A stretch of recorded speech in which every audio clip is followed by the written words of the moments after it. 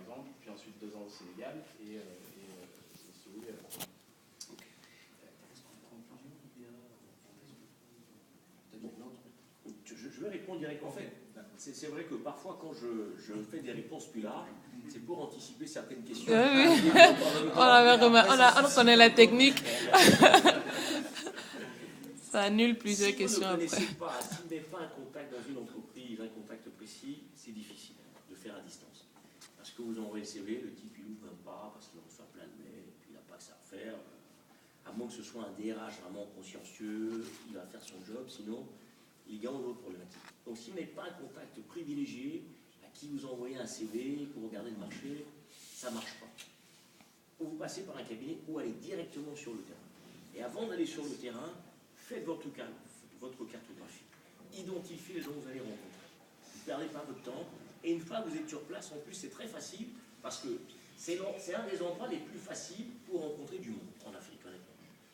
C'est-à-dire que, quelle que soit la personne que vous voulez rencontrer, vous connaissez toujours quelqu'un qui peut vous aider, par personne interposée, à arriver jusqu'à la personne.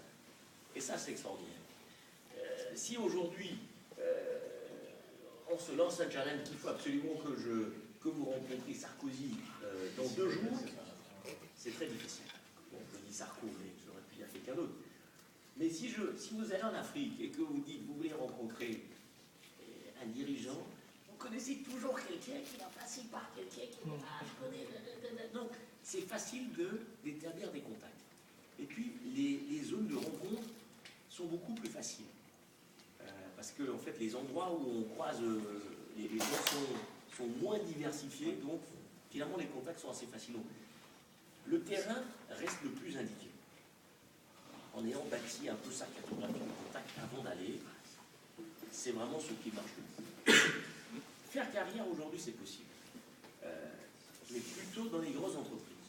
Donc, dans les multinationales ou les grosses entreprises africaines qui ont compris en réalité que c'était un élément de gestion de ressources humaines et de fidélisation des cadres.